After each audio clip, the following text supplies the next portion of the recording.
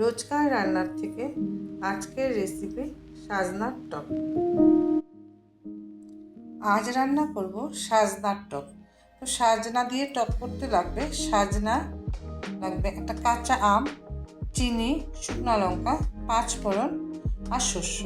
এই দিয়ে আজ রান্না করব সাজনার টক। তো এটা কাঁচা আম দিয়ে করছি আমি, যদি কাঁচা আম না থাকে তো তেঁতুল দিয়েও করা যায়। তো এখন আমরা রান্নাটা শুরু করব। সাজনার টকটা এখন আমরা রান্না শুরু করলাম। তো সাজনার টকটা করতে প্রথম আমি খালি কড়াইতে তেল ছাড়া এরকম কড়াইটা গরম করে নিয়েছি। কড়াইতে আমি 2টা শুকনো লঙ্কা দিব, 2টা শুকনো লঙ্কা দিয়ে আর আধা চামচ 5 ফোড়ন এরকম খালি কড়াইতে একটু ভেজে নেব, হালকা, বেশি না, একদম হালকা ভেজে নেব। হালকা ভেজে নিলাম, এই যে ধোয়া উঠছে। তো এখন আমরা গ্যাসটাকে কমিয়ে দিলাম। গ্যাসটা কমিয়ে পুরো ভাজাটা আমি উঠিয়ে নিব। এরকম করে পুরো ভাজাটা, 5 ফোড়ন আর শুকনো লঙ্কা ভাজাটা উঠিয়ে নিই। এখন আমি এই গরম কড়াইতে অল্প পরিমাণ 2 চামচের মতন তেল দিয়ে দিলাম। তেল দিয়ে তাতে আধা চামচেরও কম এতটুকু পরিমাণ সর্ষা ফোড়ন দিয়ে দিলাম।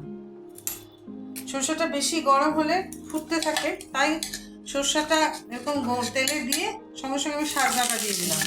তাতে কি হবে, সর্ষাটাও পুড়বে আর সাজনাটাও ভাজা হবে আর সর্ষাটা ছিটে এদিক ওদিক পড়ে না। এখন আমি সাজনাটাকে হাই ফ্লেমে ভাজবো।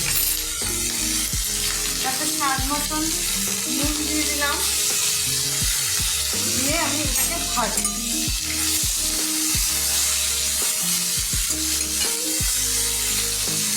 হাই ফ্লেমে ঢাকা দিয়ে ভাজবো, তাতে সাজনা ভাজাও গন্ধও হবে, সাজনাটা সিদ্ধও হবে। এবার আমি ঢাকনাটা খুলে আধা চামচ হলুদ দিয়ে দিলাম, দিয়ে এটাকে নেড়ে দিই।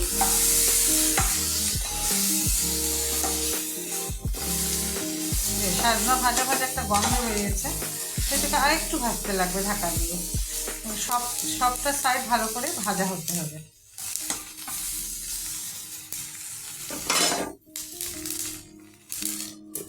ভাজা হোক। এবার আমি ঢাকনাটা খুলে দেখি, এই যে সাজনাগুলি এই যে এরকম ভাজা হয়েছে সব সাইড। তো এখন আমি তাতে দিয়ে দেব বড় বাটি 1 বাটি জল।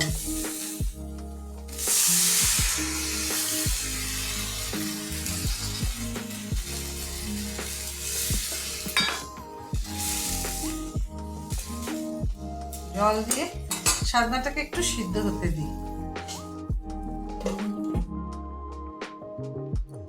এখন ঢাকনাটা খুলে দেখি, সাজনাটা মোটামুটি আধা সিদ্ধ হয়েছে। তো এখন আমি তাতে দিয়ে দিব চিনি। যে যেমন মিষ্টি খায় সেরকম চিনি বা আমের টক অনুযায়ী। তো আমি এখানে 4 চামচ চিনি দিয়ে দিলাম। দিয়ে এই যে আমটা দিয়ে দিলাম। আমটা একটু পেকে গেছে, বোঝা যায় না কেনার সময়, উপরে সবুজ থাকে, ভিতরটা পেকে গেছে, কিন্তু টক আছে পুরাই।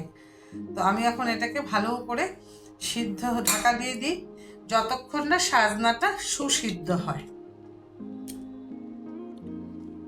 এখন আমরা সাজনাটা ঢাকনাটা খুলে দেখি সিদ্ধ হয়েছে কিনা।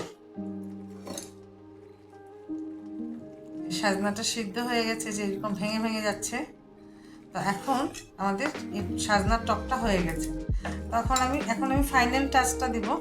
এই যে আমি শুকনো লঙ্কা আর 5 ফোড়ন যে খোলায় ভেজে নিয়েছিলাম, ওটাকে গুঁড়া করে নিয়েছি। গুঁড়া করে এখন আমি তাতে দিয়ে দিলাম। তাতে কি হবে, শুকনো লঙ্কার একটা ঝাল থাকবে আর 5 ফোড়নের সুন্দর গন্ধ হয়। তো এখন আমি গ্যাসটা অফ করে দিলাম। এই আমাদের হয়ে গেল সাজনার টক। তো এটা আম দিয়ে করলে এই জন্য ভালো লাগে, কাঁচা আমের একটা গন্ধ সুন্দর হয়। তেঁতুল দিয়ে করলেও হয়, কিন্তু কাঁচা আমটা বেশি ভালো লাগে। তো আমাদের হয়ে গেল সাজনার টক। এখন আমি দেখাই।